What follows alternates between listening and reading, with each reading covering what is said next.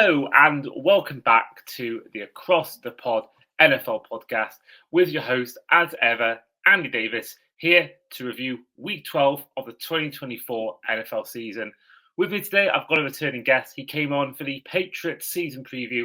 With us today is third and longs, Ollie Butler-Henderson. Ollie, how are things? Good evening, mate. Yeah, I think I've just about got over Sunday. I think I've just about dried out from over the weekend as well. But yeah, things are all good, mate. Season's going as well as I thought it would be the start of the season-ish. But yeah, it's all good so far, mate. How's things at your end? Yeah, all good. Can't complain. The other kind of football's going well, as I'm sure you hate to hear. And yeah, Dolphins are improving. Crazy, it's Week 12 has finished already. Just all in the Christmas spirit. It's now got most of my Christmas presents, bought. And well, I say bought, they're coming on Amazon. They're bought on Amazon. They haven't arrived yet. That's depressing. That's depressing that you've done that far already. I mean, I had my eldest son's birthday a couple of weeks ago, so I don't really start until that's out the way, and then I crack on. So, but yeah, I don't like thinking about Christmas until after that. I know what you mean. I never like really doing it until December 1st, like start to think about Christmas. But when you're in work and they got the Christmas tree up on the same day as Children in Need, and they're playing Christmas songs on the radio like mid-November, it's hard to not get in the spirit. And then you start thinking, oh crap, got to get presents. Mum's birthday's in December as well, got to get that sorted. So yeah, it's I normally like to really celebrate it December 1st onwards, but yeah, I think being in office, it's hard not to celebrate it earlier. I see. Whenever I go in the kitchen and to make cups here, and the Christmas radio station's on, that gets changed. Oh, really? I normally put crying on or something like that. I go, yep, complete opposite.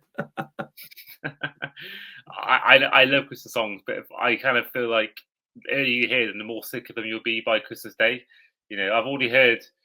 I love driving over Christmas, but I've already heard that about 5 times this week already. So it's it's getting. I really like I like the Darkness, Don't Let the Bells End, and I like the Pogues. Which one's your favourite Christmas song? Probably the Pogues, I think. Yeah.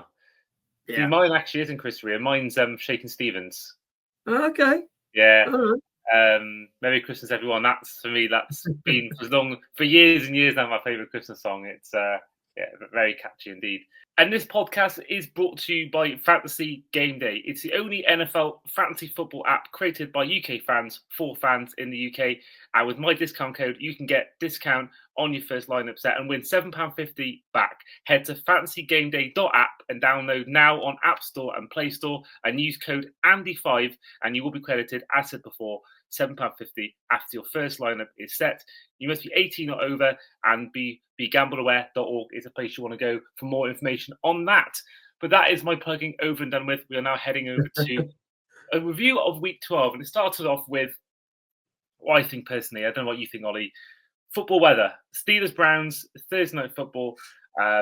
Started off a bit windy, and then the more the game went on, the more the snow happened. And by the end, it was just basically what you want. I don't know whether you want. I mean, I've experienced a little bit of snow at the NFL game. I've never experienced like that level.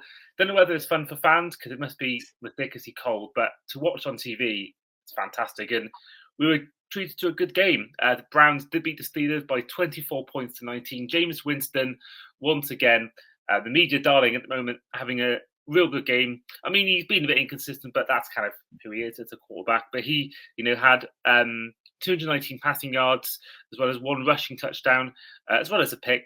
And in the end, Nick Chubb had the winning touchdown with less than a minute to go of the game as they stop the Steelers' hot streak and move them to 8-3, whilst they go 3-8. Ollie, what are your thoughts on the game? I want to know if George Pickens and Greg Newsome have stopped fighting it in the end zone. That was crazy. That ending, it looked like at one point he was fighting a fan. It was just insane. I don't get it because obviously we had the Bears a few weeks ago where players are like literally celebrating and wind up the crowd where the trying to like do that like during a play, and then you had Pickens and Newsome during a Hail Mary play literally dragging each other out the back of the end zone. It's stupid. Pickens, you're trying to catch the bloody ball to get the points, to get the touchdown to effectively win the game. But we've said the other night on our show that George Pickens is an enigma in the NFL. He's either incredibly really good or he is a written meme all over him.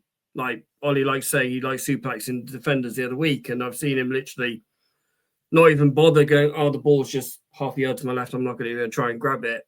If this guy put himself 100% on football, he would be a top tier wide receiver in the league. He's got the hands, he's got the route running to it. He is just so, I don't want to say self-centered, just not fully on football. More than anything else, and it's ridiculous. But as you said, yeah, James Winston can't do anything wrong at the moment in media eyes. He was superb in the interviews, post and pre-game. He's just knows what to say and when to say it. I don't get how he wasn't the starter earlier. What it took Deshaun Watson to go down injured for him to be the starter, because he's a better character to have around the change room than Deshaun Watson.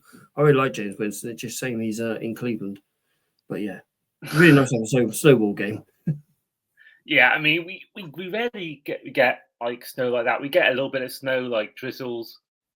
I think Lambeau Field might be set for a similar thing on Thursday night when we play them on Thanksgiving. But it's very rare you get snow that heavy. I mean, there's that classic, there's that Lions game a few years ago, and I think it might be in a Bills Lions. There's certainly one in. When can you remember when was it the Cowboys there? Had literally the snow fully in the face guard. Yeah. It was slightly before my time, the 2013 one, but I remember there's been multiple video. I think there's an Eagles one as well where the Sean McCoy seems to absolutely love the snow, because I saw a montage the other day where they showed all the most recent snow games, and there was 2 games both involving Shady McCoy. In both games, he was absolutely tearing the defense apart. So he must love playing in the snow. But it's very rare you get snow that heavy in any NFL game. So I loved it personally, and it was as many have said, like I said earlier in the episode, it's football weather. It is football weather, and I think with the Steelers, I think the Browns, we all know their season's done, even with the win. I think 3-8, that makes 4 wins already behind Denver Broncos, who currently have the 7th seed in the AFC, and I don't think there's any way back. But for the Steelers, they had a chance to put a further stranglehold on the division. But now with we'll go on to later on, with the Ravens winning and the Steelers losing, and they've got a notoriously tough schedule coming up. How are you feeling about their chance to win in the North? I think playoffs, we can probably sit here and say they're probably going to make the playoffs, but you never know, because their schedule isn't exactly easy. I mean, looking at the schedule that they've got coming up, they've got Cincinnati, who offensively wise have been great. Cleveland, okay, fair enough, but then you got the Eagles, Ravens, Chiefs, and Bengals again. So there's, you probably think they'll probably beat the Browns when they play in Pittsburgh. Probably beat Cincinnati both at times, but Baltimore Ravens, they just played them, actually. Ignore me. But I think there's a I think it sounded tougher before the season started, because everyone thought the Bengals would be better, everyone thought the Browns would be better.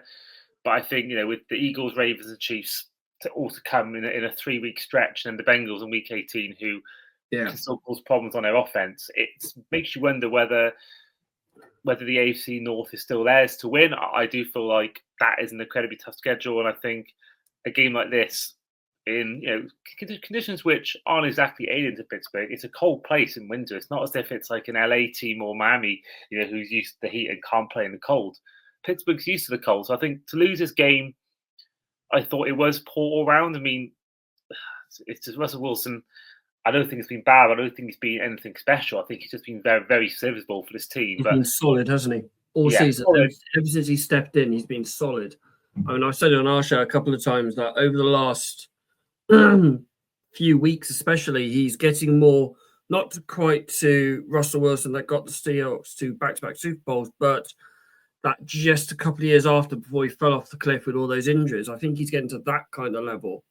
And I do think he's good enough to get them there. He's more reliable than Fields, I think, Justin Fields. But I think Justin Fields has got the explosion, the mobility that makes him still that valuable backup to have in Pittsburgh. I mean, you said about it's being football weather. It's a shame that more and more stadiums are going roofed, domed. Obviously Cleveland got their plan to go in. Chicago got their plan to go in. They've both been domed. Minnesota recently have not long changed their stadium to a dome stadium. And it's a shame, because it's taking away the element and effectively their advantage of having these home games in these nasty conditions. You know, you've already said that you're going to Lambeau on Thursday. Tua doesn't like playing in the cold.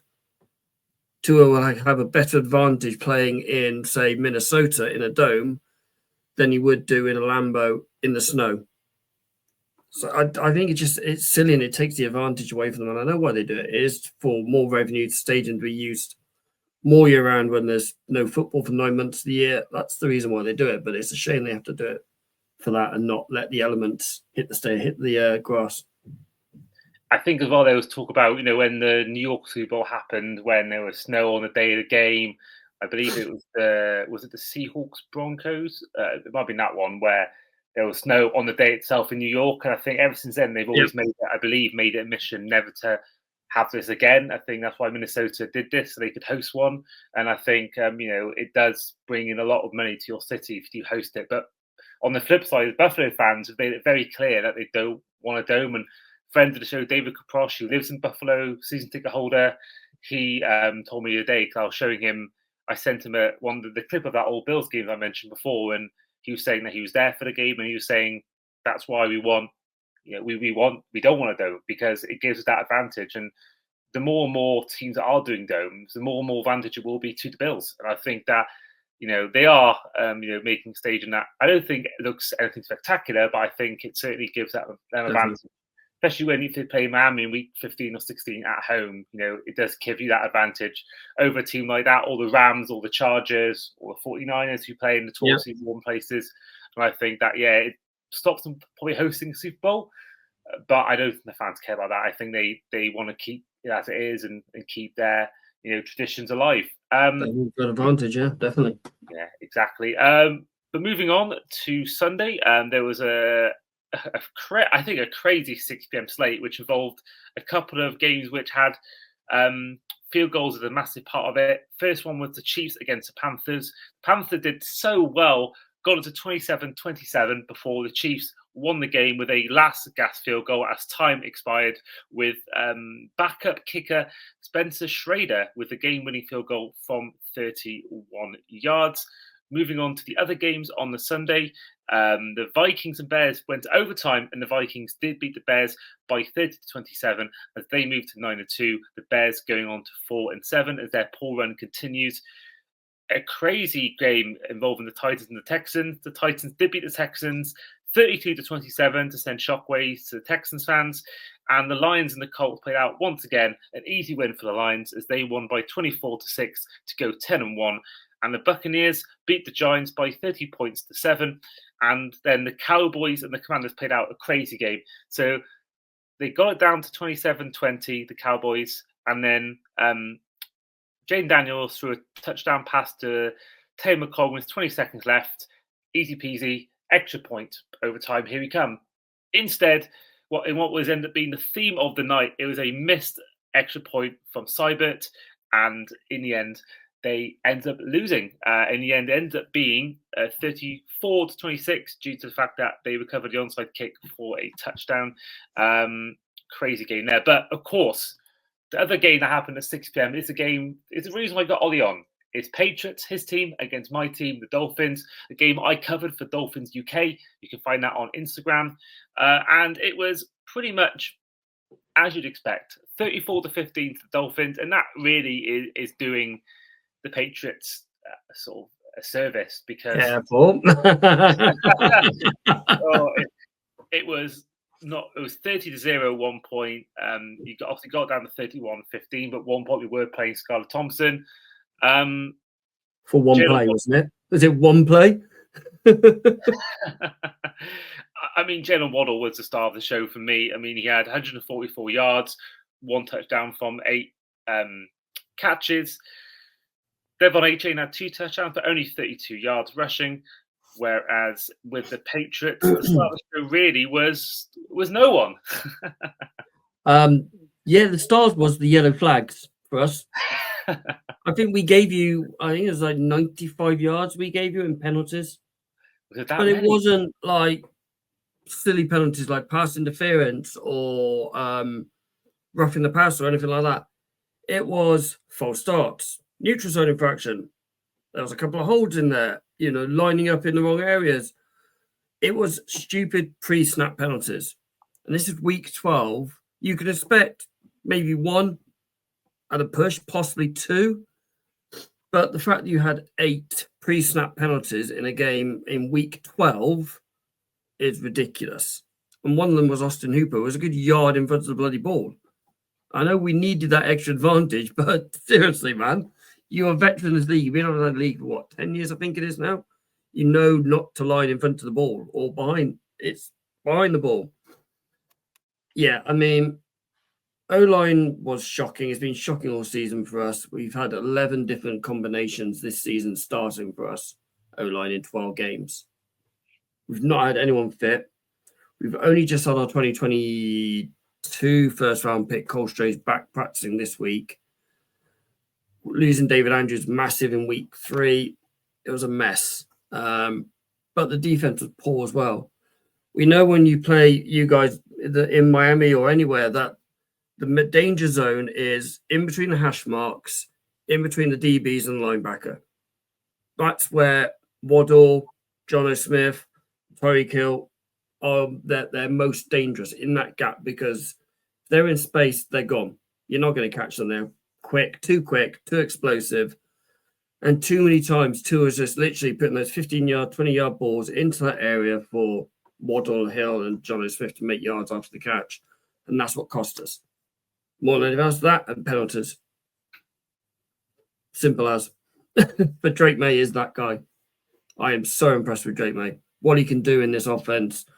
Imagine if he could have an O-line and a couple of wide receivers who could actually catch and make some yards after catch. It would be so impressive. I think it has been. I mean, he's had some rookie struggles like all rookie quarterbacks have, but you haven't lost many games by blowouts. It's been, that's why I was surprised you were so bad defensively because you think about, you only lost by 3 points in overtime to the Seahawks. You beat the Bengals. You only lost by 5 points to us, and that game you should have really won.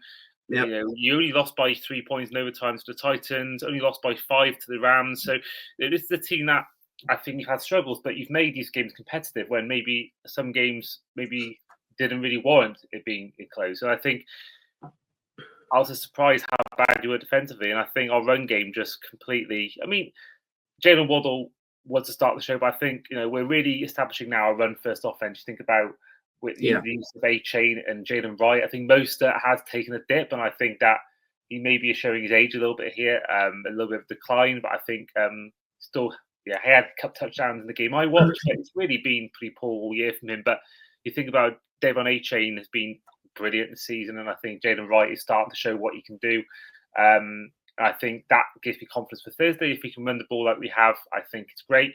But I think equally, a guy that I have criticised for a lot of time, Tua, is playing really well at the moment. I appreciate it's against the Raiders and against the Patriots he's played well against. But, in total, looking at his stat line for the game, I mean, it was pretty impressive. I mean, 317 yards, 4 touchdowns, 0 picks. It goes for both games, no picks in either game.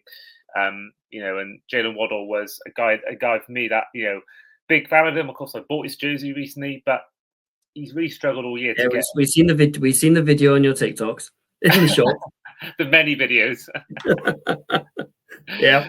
And he's really struggled to get out and get himself going in the this season. But this game for me is sort of by far his best game of the year, and I think that was really encouraging to see that with the stretch we've got and how crucial every game is now for us. Basically, every game now is basically a Super Bowl.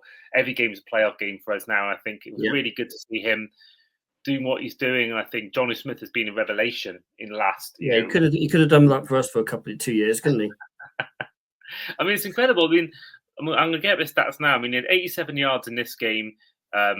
And the last game as well, he had 101 yards, 2 touchdowns. Looking at his overall stats for the season, he already has in 11 games more than he had in his entire last season. He's basically 40 off his entire total last season, and he had in 2 years in New England. He's already got more touchdowns and more yardage than he had in the 2 years in New England. The stat I read on one of the Patriots groups, which is ridiculous. He had 1 touchdown in 2 years, and he had 294 in the first year, 245 in the second year. That makes it roughly 550, and he's got 535 already. And he played 14 games 1 year, 16 the other. So it's not as if he's not played much. He's played a lot of games, and whether that's down to the coaching, whether it's down to kind of schemes being drawn out, because Mike did get the same problem with the Dolphins, and looking at the targets. Well, to be fair, the targets are different. He's had only 38 targets in 2022, only 45 in 2021. He's had 70 last year and 63 this year. So I think probably part of that as well is down to maybe the sort of the plays that have been drawn up by Bill Belichick or the OC. And so I think there's definitely, obviously he's got to get open himself, but I think at the same time, if they're not drawing up plays for him, then what can he do? But it's been a problem in New England for certain tight end who no longer plays, another one who's is now on the broadcasting. We've always looked for this two-end tight end, but we've never had the plays to use two tight ends. Ever since we had Hernandez and Gronk, Bill wanted this double-headed tight end spear where they literally bash the players. And we've got a great tight end in Hunter Henry. I think he's brilliant. I really like Hunter Henry. He's probably one of my favorite offensive players in the team. But we've not had anyone to go, yeah, okay, he's not having a good game. All right, he's having a good game. We'll throw the ball to him. And it's always been that problem going on. I think Austin Hooper could be that guy. He's shown he can do it. But it's just, like you said, it's drawing up the play schemes. I mean, the last 3 years, we haven't really had a proper OC since Josh McDaniel left to go to Las Vegas. And it's cost us, I think, more than anything else. It cost Mac his career in New England as well. And I will stand by that to the day I die. Yeah, I mean, first year alone, he was really impressive in his rookie year. And then ever since then, it really hasn't been the same for Mac Jones. And really now, for him, fortunately, it's going to take probably, something like Sam Darnold had, where the quarterback ahead of you gets injured. Or it's going to take, I think, something like that. Like Trevor Lawrence being injured now, I suppose, is his chance. But, that's what he's going to need. He's going to need something like that, because I think right now, all everyone can think of is a guy who had one good year and has not been great ever since. And again, I do feel like, is he any worse than Jimmy Garoppolo? Probably not. And Jimmy Garoppolo looked serviceable when the Patriots were doing that thing in their prime, and Tom Brady had that 5-game suspension for Deflategate. He looked pretty good. And I think that, I think Mac Jones probably got drafted maybe 2 years too late, because I think even a couple of years before that, the coaching was still good in New England. So I think if you had him back then maybe it'd be a different story. But I think sadly for him, he came at the wrong time and came when it was. Oh, completely. If it had been a year behind Brady, I think it would have been a completely different story. But he, he beat out Cam Newton fair and square. And Cam Newton wasn't a great mentor for him. And then he's not really had anyone there. Brian Hoyer's around. Okay, he sat behind there. But Belichick was too stubborn in the way he drafted towards the end. Defense wins championships. Yeah, but defense don't put points up on the board. And that was the problem with Belichick over the last couple of years, I think. He was just too stubborn to go for the players that New England actually needed instead of the players he wanted, because it fitted their culture. And I think it's damaged New England. It's going to take 3 or 4 years now of new drafts, of new players coming in to reinvent what the Patriots culture is, while still staying relevant as much as we can. I mean, we've got 135 million in cap space next season. It's the most in the draft. Is that the most, did you say? The most in the NFL. It'll be 135 million next year. So you've got that. You've got a lot of cap space. You've got right now the 4th overall pick in the draft. I mean, it's a good chance to really rebuild. I mean, you've already got your quarterback, so you can trade down, or you can use it on, maybe an offensive lineman or something like that. I think there's talk about the likes of maybe Calvin Banks. The tackle out Texas, I really like. The Texas on tackle. Can't remember his name. I really good. I think that is. I'm looking at. I think that is Calvin Banks. I mean, there's Will Campbell out of LSU who's been projected to go higher. I think Calvin Banks is the other one they're talking about, and I think with that you could. I mean, they're saying right now he goes 8th. according to this mock draft I'm looking at right now, with going to the Browns. I mean, even if you could trade down and get an O-lineman, maybe 7th or 8th, maybe someone like the Jets could come in and trade up, or the Titans if they want the quarterback. 100%. So I think you've got, with that and the cap space as well, I think you've got a really good opportunity to really build. It's pretty much given that Travis Hunter is going to be the number 1 draft pick in this class. And then you've not got a massive amount of QBs afterwards going after that. You know, obviously you got Cam Ward, and Ewers from Texas, but there's a lot of QB teams needing teams out this year, but there's not a lot of QBs available. So it's going to be a bit of a scramble, I think, going forward.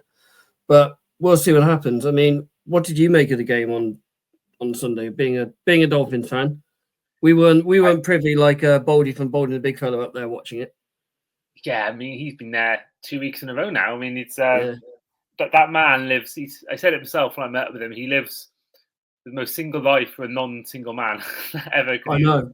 He watches so much sport, and he said he's not missed a Notre Dame game since the 80s. He's not missed a Raiders game since the 80s, and I don't know how he fits it all in. I struggle to get 2 sports in, let alone college football, baseball, basketball. It's fair play to him. I'm the same, mate. I coach kids football. I've got like coaching on a Thursday night, and then this week is obviously Thanksgiving games, and obviously I got the Formula 1, and I got the NFL, and I got motor racing. It's mad. I'll ask it because I've mentioned before that I tend to watch the 1 a.m. games in the morning because I can't do late nights. Are you, with your work situation like myself, you've got to be up for work on the Friday or Tuesday morning or Monday morning? How do you tackle 1 a.m. games? Next morning. I watch 10 minutes before I go to lunch, and then or before I go to work, and then watch during lunch the rest of the next game of 40 during my lunch break. So I get about half an hour. So I get in 2 chunks during the game. That's how I fit them in. So I love the game of 40. I think it's absolutely brilliant. It's a lifesaver, that, especially when we're doing the NFL podcast like we do, mate. Yeah, exactly. I mean, I have enough of a commute where on an hour-long bus, so I tend to go down the ad-free game in full route, and then I'll get like you. I'll tend to watch the first half on the bus, second half of my lunch break, and then that's it. Then, but in terms of the game, I was happy because it's been such a bad start to the year.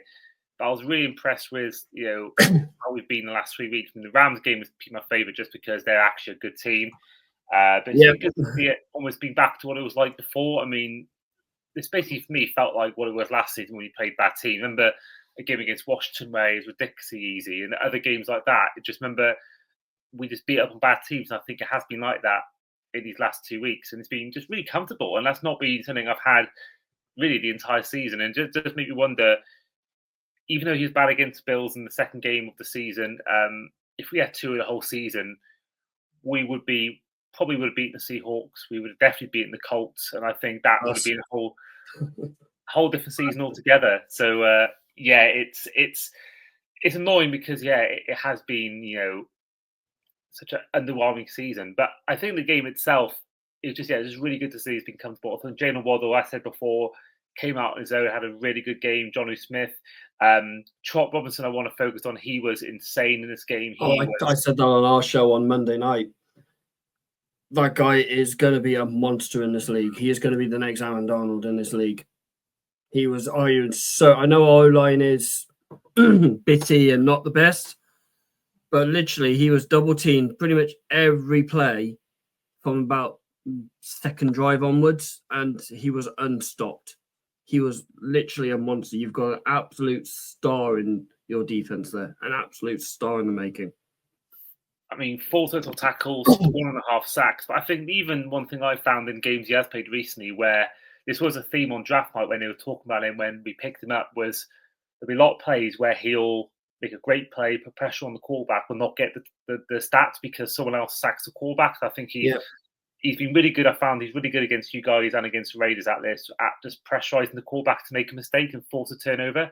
And I think that's, for me, he's been, in a season where Phillips has gone down, he's out for the whole season. Chubb's not come back yet after his injury last season. Christian Wilkins is gone. Van Ginkel's gone. So we really missed these playmakers on defense. I think obviously Zach Sealer's still there and still making plays, but it's been, we've been starved of that. And I think someone like Robinson coming in and establishing himself the last few weeks is just what you want, and exactly why you picked him up first round. And I thought he was excellent. 100%. I mean, it's interesting you picked up Shaq Bennett today. I have found that very interesting. Shaq Bennett? Yeah. 2-time pro backers coming out, wants to unretire and come to Miami Dolphins. Shaq Barrett? Shaq Barrett, sorry, yeah, not Bennett. Oh, Bennett. nice. Yeah, because I was so excited about him coming in because I thought we've got a guy who's a real leader like Calais Campbell, who has been, I think, actually for our locker room. There's the story the other day about the exploring the option of trading him to the Ravens mid-season. And McDaniel basically said, "You're not leaving, you're part of our franchise," and said that to his face, and he's staying. So having him, and as well as Barrett, who is also meant to be a really good leader and a lot of experience in these sort of big games, big moments down the stretch, won a Super Bowl with the Buccaneers. I'm so glad to hear that because I did not know that. And the fact he's come back out of retirement, and yeah, that's amazing news. Yeah, I've seen it bounce all around Bleacher, and obviously Schefter and Rapp was on about it earlier. I don't think it's been confirmed yet, but he's in your building talking. Amazing. I do like that. I mean, you've praised Tua today, and you're not the biggest Tua fan in the world, are you? No. I'm very anti-Tua, and it's not because he plays for Miami. There's something about Tua I'm not sure about, but your defense or your offense is so much better when he's there. I think it's almost like your wide receivers have more trust in him than they do anything else in the locker room, which says a lot. It's night and day. It really is. I mean, to be fair, they should be. They seem to down tools. I will say Hill and Waddle seems to down tools when he's not there, which shouldn't be happening. No. I don't know whether that's down on the quarterback not making the throws, but they just seem like even the receivers look nowhere near themselves. And then as soon as Tua's back, it's like, right, Hill's now playing well again. Waddle's playing well again. Has looked completely different. And it just shows that whilst, I don't think he's the guy to winning Super Bowls, I think also it just shows how hard it is to be a good quarterback in the NFL. And I think it just shows the levels between maybe a starter and a backup because, he's just looks night and day above anyone else that played this year. Whether it's Tim Boyle, Tyler Huntley, Skylar Thompson, he just looks 10 times better than them. And I think that you can't really fault him since being back. He had one pick in his whole time since being back in the NFL. He's had the one botch snap against the Cardinals, but I think that's more on Aaron Brewer. But I think overall, Tua has been really almost faultless. I think obviously he probably shouldn't be putting his head into tackles against the Rams, but I think apart from that made me so angry at him. Yeah, it's not really shows that he's learned his lesson really. But either way, I've been really impressed with him, really impressed with our team and how they've been since he's been back. And I think the playoffs are still alive. I mean, the Broncos is R1. I think the Colts have got the tiebreaker over us, but I think the Broncos is one we have to try and find a way for them to lose games. And they're playing the Colts, they're playing the Chargers, they're playing the Chiefs. So I think there's chances there, but we've got to play the Packers. If we can win that game, I think that'll send out a statement. But I think the 49ers game, the Texans game, I think is so massive. Whereas I think we can beat the Jets both times, we can beat the Browns, we can beat the. You've got an ish schedule. There's things where there's games that you're going to lose, or you could lose, and there's games you could win. There's a lot of coin toss games there for you guys that go either way. I do think that Tua's inability to play in the cold is going to cost you, especially on Thursday night, because it's meant to be snowing there. Yeah. So I think that's going to be the issue. But like you said, he wants to prove people wrong, and you need to go and put up 300 yards against like a good Green Bay defense. I mean, Xavier McKinney for me is probably, I'm going to say, defensive player of the year so far. He's been absolutely superb and a brilliant acquisition by Green Bay. But I think that's going to be your make and break game. If you can go out and win in Green Bay, then you're deserve to get a run into the playoffs. But if you don't, then I can see it really difficult for you to get in there. Yeah, I mean, McKinney's got the most interceptions in the NFL. He recorded his 7th on the game against the Niners. They won by 38-10. I mean, even more reason why we should run the ball against the Packers, not just because of the snow. I think that if you have struggled in the cold, I do think McDaniel seems to have recently gone with the run a lot more. We did that against the Bills, had a lot of success against them, and I think in these conditions, use A-Chain, use Jalen Wright, use Mostert if you can as well. And Tua has at times shown his scrambling ability. You can even use Hill and Waddle in sort of jet sweep kind of plays.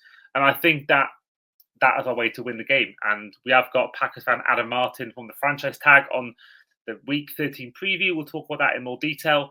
But I think, that's how we're going to do the game. Because I think otherwise, in the cold conditions against someone like him, then it's going to be, a tough old night. Moving on, though, to our final few games. So the Cardinals took on the Seahawks, and the Seahawks did win to go 6-5 with a 16-6 win over Arizona, moving them to first in the NFC West. And then the Sunday Night Football saw Saquon Barkley take over the world. Saquon Barkley ran for the fourth most rushing yards in NFL history, as he recorded in total 255 yards rushing, 2 touchdowns, and 47 yards receiving, taking his total yardage up to over 300 in what was basically the Saquon Barkley show. I mean, we talked about before whether it was Henry, whether it was Barkley winning Offensive Player of the Year. I think that performance, and Henry himself had 140 yards on Monday night, but I think Barkley has established himself now as the Offensive Player of the Year and could even be a dark horse for MVP. What a performance that was from Saquon Barkley as they beat the Rams 37-20. Yeah, I mean, he had more total scrimmage yards than Los Angeles managed in the whole game. And also, go back to our previous point, more yards than Johnny Smith had receiving in his year with the Patriots. It's ridiculous, isn't it? I mean, so Matt Stafford, threw 233, he got sacked 5 times. So obviously you lose the 40-odd yards, and then they only ran for 92 yards. They had total yardage of 300 yards. He ran for more than that. It's ridiculous. I mean, for me, this guy should be the MVP. I mean, New York, you've got to be worried at the moment because the amount of tears that are coming from the Giants and the Jets fans at the moment, it's ridiculous. I mean, that explains the floods in Wales. Yeah, definitely. I mean, what have New York done? They paid Daniel Jones 60 or 40 million a year for 4 years, and now have released him. They didn't pay Saquon Barkley because they didn't believe anyone was going to pay him the money that he got. So he's gone to their biggest rivals. He ripped up against you in your own house in week 5, I think it was. He was nearly 200 yards that game. And yet, you've made a massive mistake, New York. Saquon is brilliant. He was always going to be brilliant behind this excellent Philadelphia O-line. It always has been. You might have guessed, Jason Kelsey's now retired. Is the O-line going to be the same? If anything, I think it's even better. They got a younger, more physical center than Kelsey is. And Barkley was always going to be excellent there.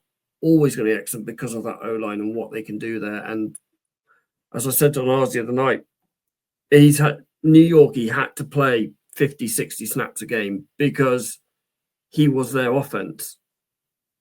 Here he can go, I need a 5-minute break. Okay, we'll just throw the ball to AJ. Okay, we'll let Kenneth Gainwell run a play. He can step out, take a break, and he's not going to get these injuries because they're not going to literally bash him into the ground because he has to make 50 plays a game just to carry the whole team on his back. Here is like, okay.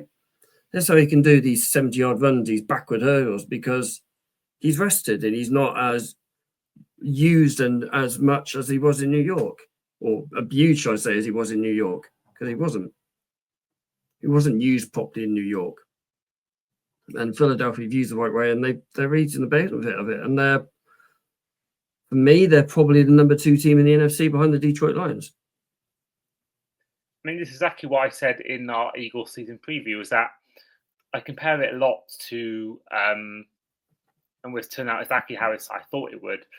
Like we saw with the Panthers and McCaffrey, using him the same way the Giants did with Barkley as the bell cow, as their offense, like you said. Yep.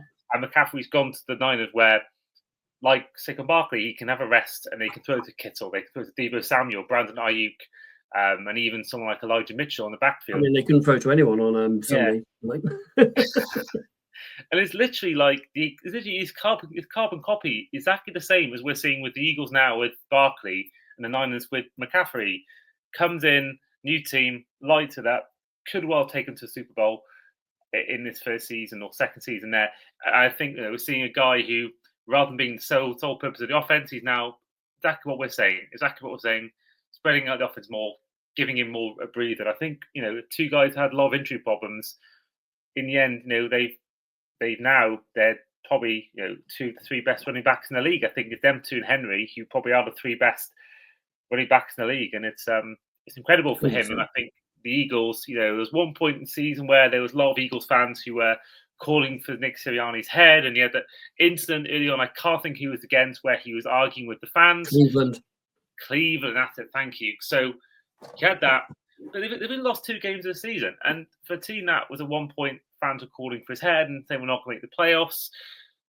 It's been pretty faultless. I think Barkley's been a big part of that, but Jalen Hurts has looked fairly good at times. AJ Brown. Smith has been quiet, but that's probably down to Barkley. But I think overall, this Eagles team, I think you're right. I do think the Packers are. I still think they win the NFC. I think they're my dark horse to win the NFC. But I think the Lions, obviously, you can't argue them being the best team. I think personally, in the NFL, not just the NFC. But the Niners have been inconsistent. Same with the Arizona Cardinals, but no one expected them to be that good. You think about the Buccaneers and Falcons. Again, they're both inconsistent.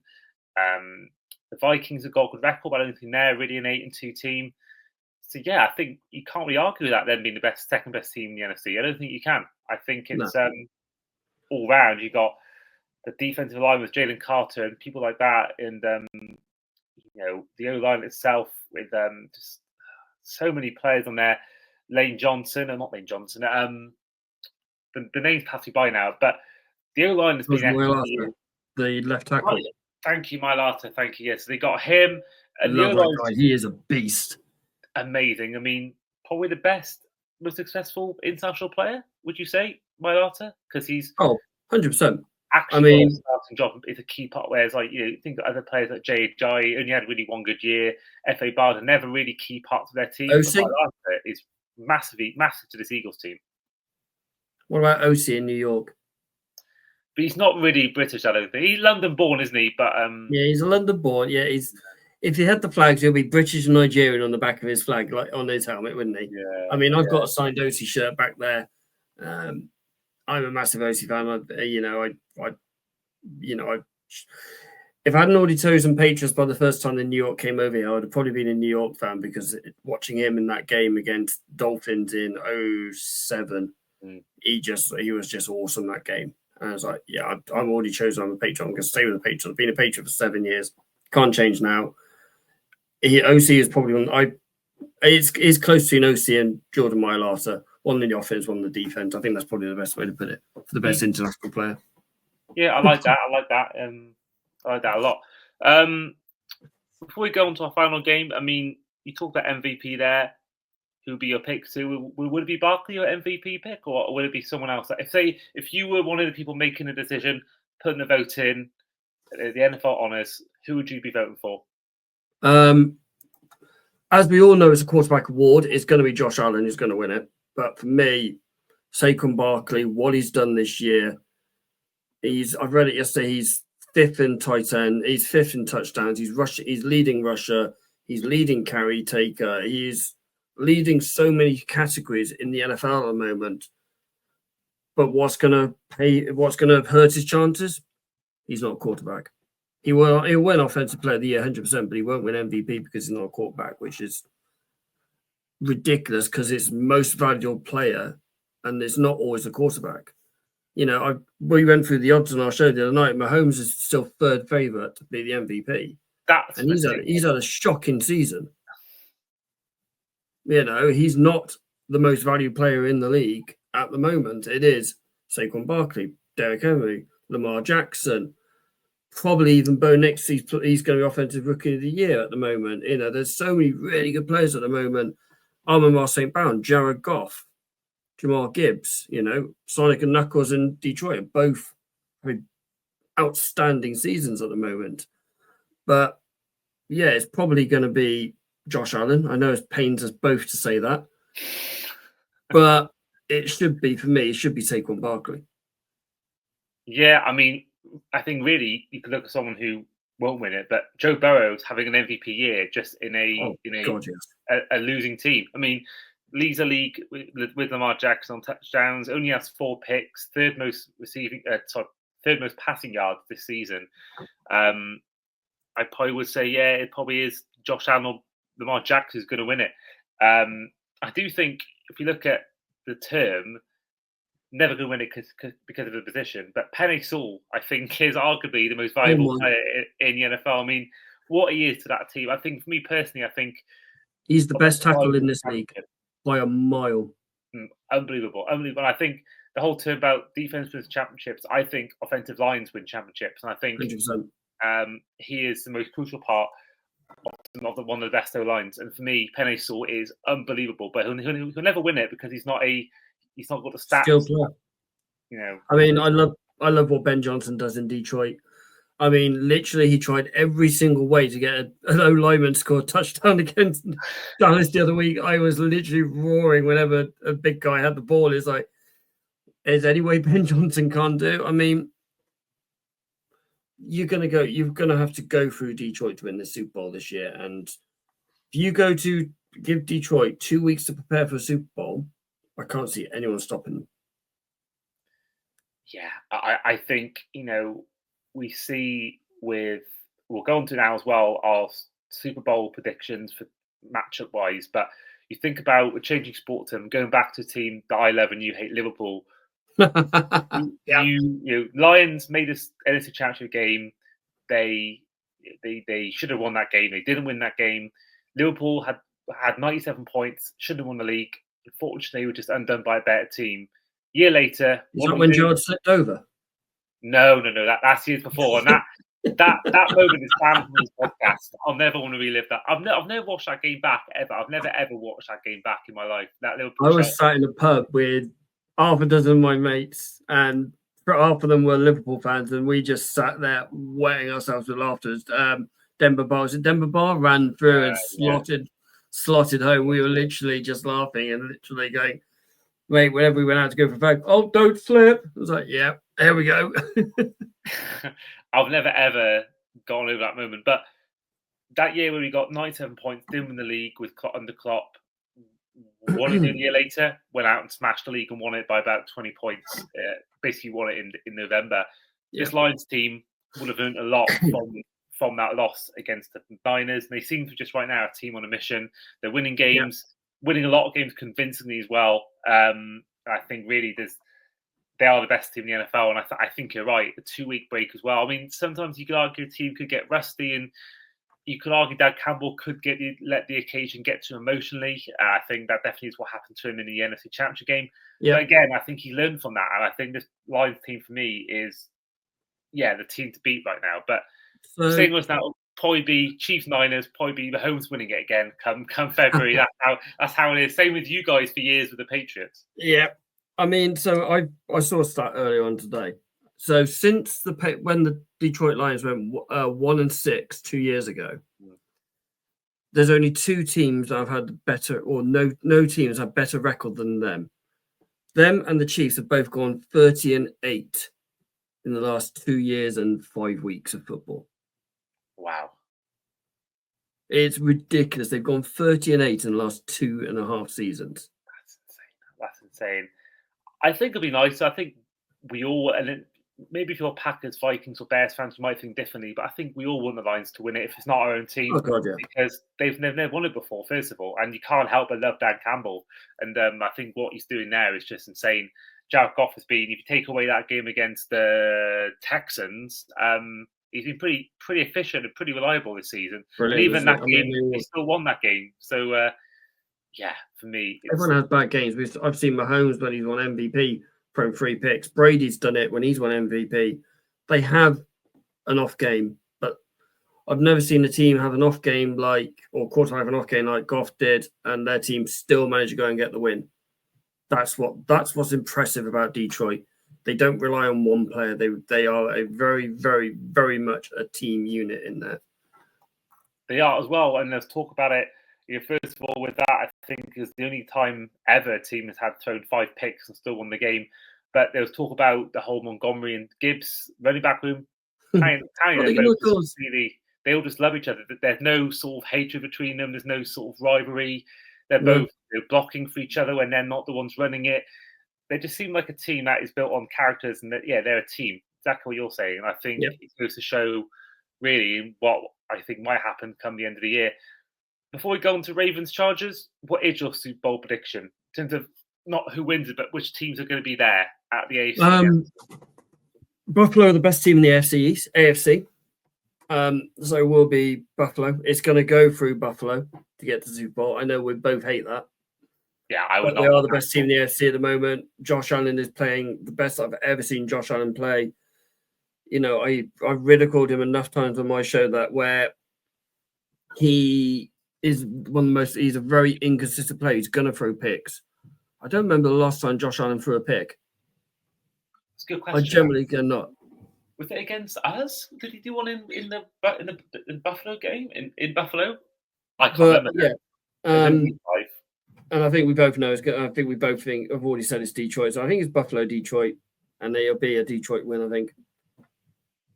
This is going to shock you, right? This is going to shock you. So I still think you get the Packers. I still think the Packers make it. I've had this feeling all year that the Packers still make the Super Bowl. I've been standing by this. Same matchup I've been saying all year. I think Packers make it. I think they'll still be the wildcard team. I think they'll be the 5th or 6th seed.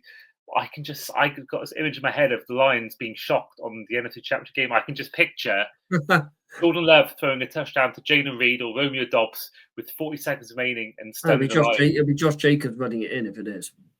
He's their best player. Josh Jacobs. He's outstanding on offense.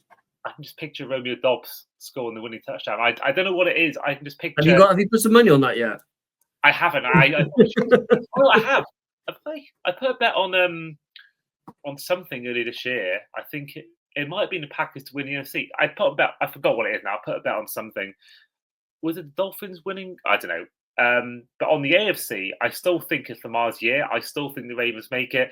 I know their defense has been pretty bad, and I know Lamar Jackson has this playoff choke image, but then we let Shane know that so often. Yeah, I bet he does. But at the same time, Peyton Manning had that, John Elway had that, and they went out and won it eventually. I think one year he's going to finally at least make a Super Bowl, and I think this year is the year. I can just picture again. I can have this image in my head of Lamar Jackson finally beating the Chiefs in the playoffs, and I can see it being him or Allen. I don't see the Chiefs winning it this year. Saying this now, they're probably going to get hot at the right time, but I just think this year it is going to be either Allen or Jackson winning the AFC. And then I just have this feeling the Packers are going to do it and not win it, but I think they'll make the Super Bowl. But I think they'll lose to either the Bills or the Ravens. So, speaking of the Ravens, head on to Monday night as the two Harbaugh brothers faced off for the first time since a Super Bowl matchup over 10 years ago when they played on Monday night with the Chargers and the Ravens. The Ravens came out victorious with a 30-23 win over the Los Angeles Chargers. Once again, John getting the better of Jim. Henry, 140 yards rushing from 24 carries. Lamar Jackson, 177 yards, 2 touchdowns, only 1 rushing touchdown as well. And Sean Bateman having the touchdown of the game with 1 touchdown from 43 yards from just 2 out of 3 receptions. Overall, for you, Ollie, I mean, this game for me felt very run heavy. A lot of drops from Chargers players, Quentin Johnson and Josh Palmer particularly. Quentin Johnson's back to the Quentin Johnson we knew and loved from last season. Yeah, he was 0 catches from 5 targets. That's just not good enough. I mean, he's been so much one of the more improved players I think in the NFL this entire year. But this game last night, he was just his old self. I mean, it shows that. I mean, LA. They were poor, and they shocked me how poor they were. I mean, they've won their last 4 wins, 26-8 against New Orleans, 27-10 against Cleveland, 27-17 against Tennessee, and an absolute brilliant game against Cincinnati, 34-27, when neither kicker wanted to make a kick.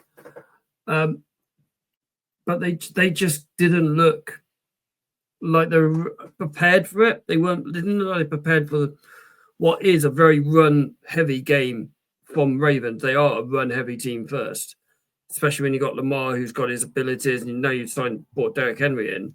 They're a very run-heavy team, and they didn't seem to deal with that and plan for that, which really surprised me with Jim Harbaugh, because his time in Michigan, his Michigan defense was outstanding.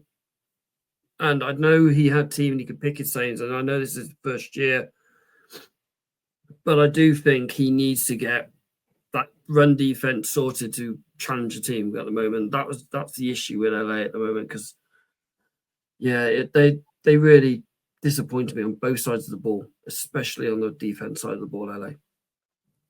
Yeah, I mean, it's still got enough points on the board, but it wasn't quite a team that I praised a lot on this podcast. Called them one of the dark horses for the AFC Championship game, but I thought they were poor in this game. I mean, someone else that came back to them old selves was J.K. Dobbins. He got injured, which is like his old self in Baltimore. Ravens fans, I mean, the Ravens back to winning ways. I mean, I think I don't think there's any danger they're missing out on the playoffs. But I think equally. Just get back on winning ways on prime time as well, and I think they'll just keep rolling now. But I think the Chargers now, they have to be careful, because the Broncos are 1 game behind. We're only 2 games behind them, and they've got the Raiders, granted, but they've got the Falcons, the Chiefs, the Bucks, the Broncos, and then the Patriots and Raiders to finish off the season. So they've probably got enough in their tank to get wins to make the playoffs. But I think they've got to be a little bit careful, because even as wins you mentioned in 4 in a row, I mean, Cincinnati have been poor, they're 4-7. The Titans only won 3 games. Same with the Browns, and the Saints only won 3 or 4 as well. So they've beaten teams, but they've actually beaten a lot of poor teams. Now I think about it. Same with the Commanders. They've also only really beaten bad teams. So yeah, it makes you wonder whether in Matt Letizia style, makes you wonder whether they are a good team or whether it is just them beating up bad teams. And I'm fully aware that we've only beaten really 1 good team in recent times. We've beaten 2 bad teams in Patriots and Raiders, but it's. I think equally, this team has shown me enough that they'll be fine as well. I think they'll, still make the playoff, but I think they've got to be a little bit careful. What's your thoughts on them?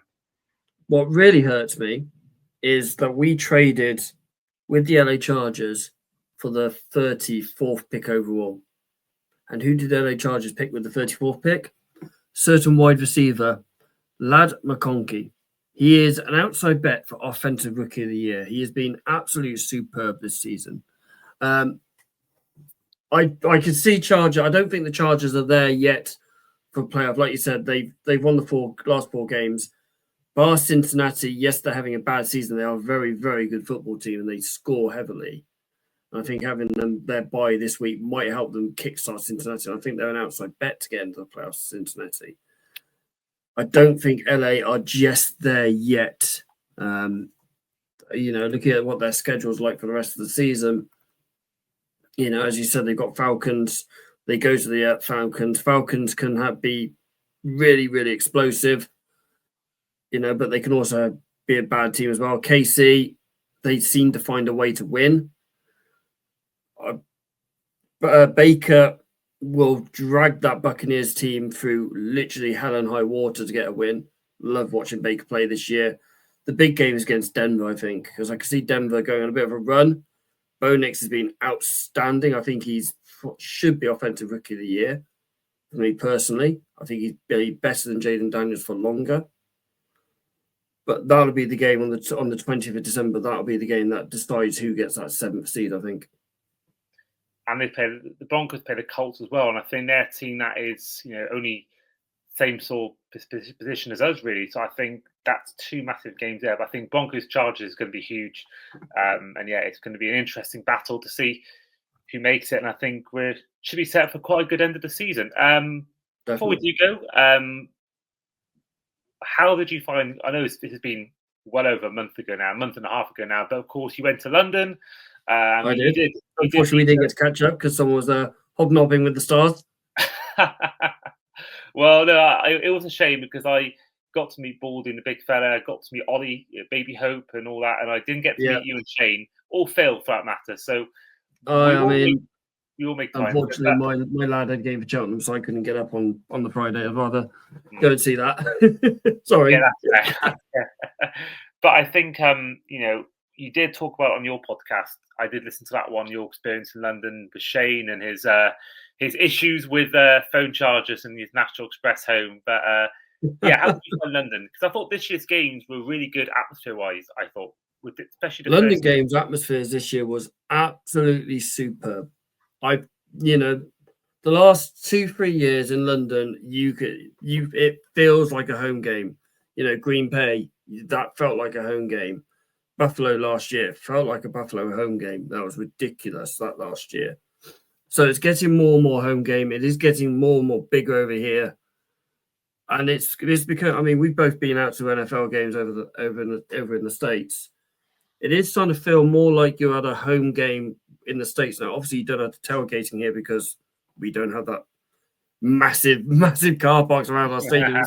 Our stadiums are built in housing estates, not in massive fields like they are in America, where you're lucky where you can have massive yards. Bar the Wembley game, I think all 3 games were really good. I think Chicago surprised me how well they played.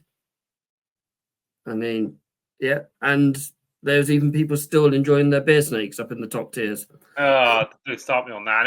I know you think the same as me about how ridiculous they are.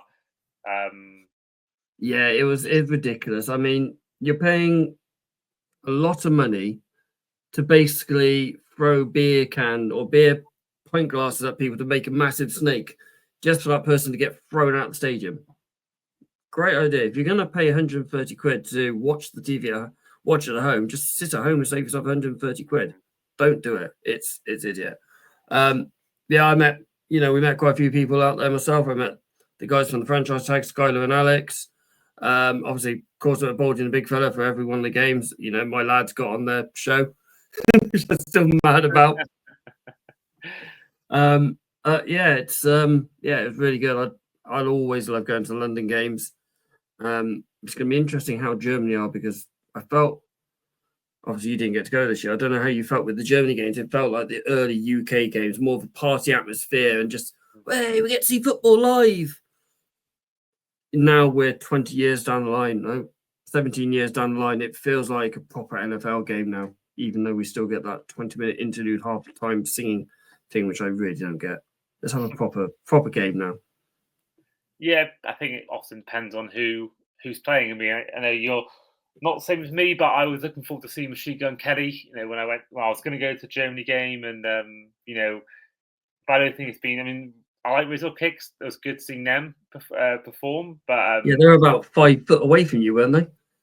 They were. Yeah, I missed a half time because I went to get food, but I got to actually see them rehearse. I was on the sideline before the game doing some stuff there, and I remember just seeing them there, just do some rehearsing and sound. So for me, that was quite cool, because literally it was what feels like me and you away now, from me to my laptop, seeing you on StreamYard. It felt like I was that close to them, a band that I've loved for years. So music. I think someone's always going to get upset with the music. Someone's always going to. One person 100%. Might stand, one person doesn't. But Germany's something I really want to go to, and I'm same with you. I imagine, it looks amazing. I don't know whether you went to the Patriots Colts game last year. Yeah, I was at the Patriots Colts game last year. There's actually a vlog on our YouTube channel, which I of the game day out there, and it's brilliant. It is a proper party atmosphere out there, because it was their 3rd game they had over there. So we get football live, and they had Dolphins Chiefs the week before. Yeah. And they really enjoyed it, and they were so excited to have football. Nowadays it's yes, we still get excited. We get to see football over here. The 60-odd thousand we get each week in Tottenham, and the 80-odd thousand we get in Wembley. But it feels like a proper home game now. Jags fans are really loud. Okay, yeah, the Patriots fans are really loud, just because it's the first time they've been in the UK in nearly 2 decades. 2012 was the last time Patriots over, I think. 2014, something like that. Yeah, so a decade. So the Patriots fans were really loud. Was at the Patriots meetup on the Saturday night, which was absolutely insane. The place erupted when Rob Croft came in, did a 15-minute chat, went back out, came back 20 minutes later. I couldn't leave without doing a shot of you lot and did a shot of tequila. It's like, that guy's a legend.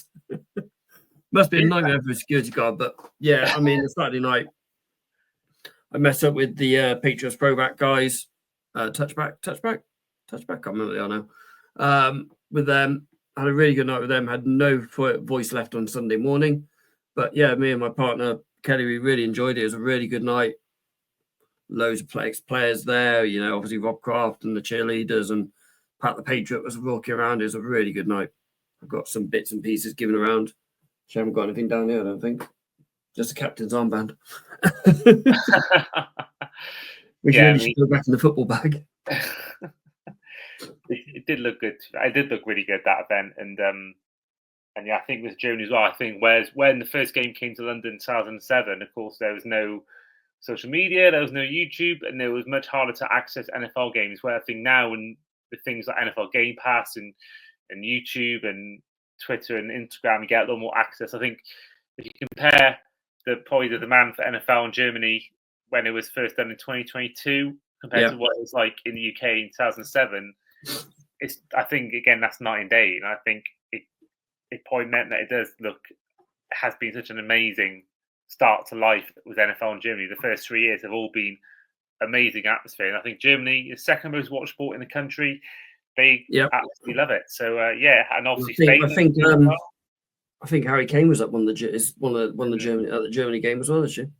So I knew he did some sort of promo preview game. I think it was. Yeah. I think that was more for the Patriots game in Wembley because it was on NFL UK, not NFL Deutschland. But with him playing in that stadium, I'm not surprised if he was there because it would make. He's been to London games. I've seen him on his social media going to the game in London. But it's going to be interesting next year because obviously it sounds like we're going to get Madrid and Dublin next year with 8 international games. So it's going to be interesting how they're going to. I mean, didn't Commissioner Roger Goodell said he wants 16 international games? Yeah, that's right. Yeah, one a week, I think, which would be amazing. That would be sensational. If that happens, that'll be just ridiculous. That's better than having a team, in my opinion. That is better than having a team. Oh yeah, I mean, okay, 60. We're not going to have 16 over here because obviously one's going to end up in Qatar or Dubai or somewhere out there because I know you're a great fan, and I've heard you say plenty of times you're a great fan of the sports heading out to the Saudis and all that lot. I mean, so there's obviously going to be one out of there. You're going to have a couple in South America. Europe is the big market, Obviously, you've got 3 UK games, and then you're going to have Ireland. Possibly, we wouldn't be surprised if you go have one up in Scotland, I reckon. Wales? I mean, it'll be amazing. I mean, literally, I can. It's dark, but if I look to my window right now, my balcony, you can see the Millennium Stadium. I'm that close to it. I pass it every day on the way to work. Nice. It'd be a nice, easy commute. I know exactly where you are then, because I've been to Cardiff enough times on stag do's. That's a bit worrying. I know where you live. Not exactly, but I know you're roughly where you are then. But they're literally I reckon we'll have 3 in London. There's talk of Berlin getting involved. So I reckon we'll get 3 in Germany, Frankfurt, Munich, and Berlin. Oh, one in each stadium?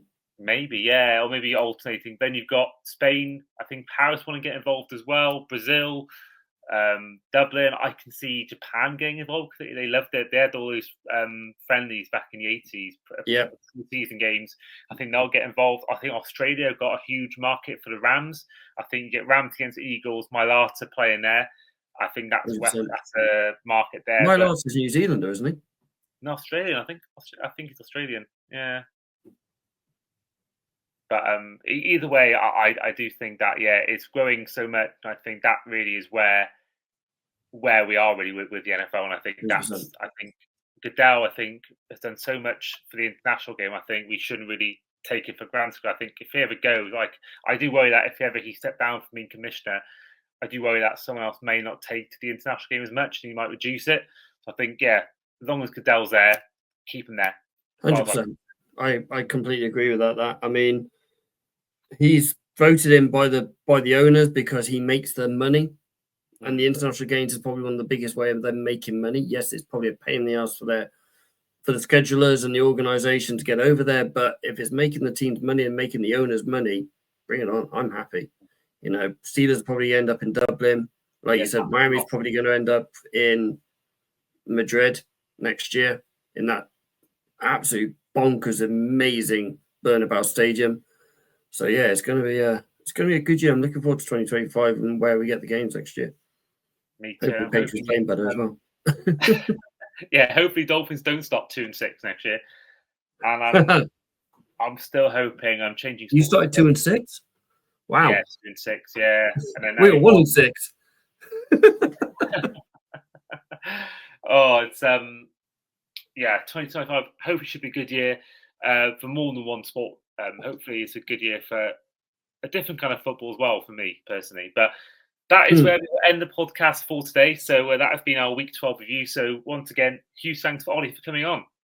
You're more than welcome, mate. You're more than welcome. Looking to get you onto our show at some point.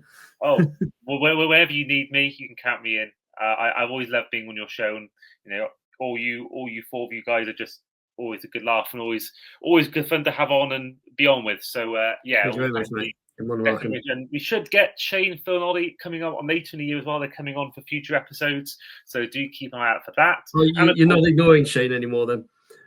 I don't know. I was ignoring him. I think he's got his wires crossed out. I don't recall ever ignoring him. That made me laugh reading that, going, "Oh, Shane, he has actually asked you, mate. He has asked you. You're ignoring me." Made me chuckle.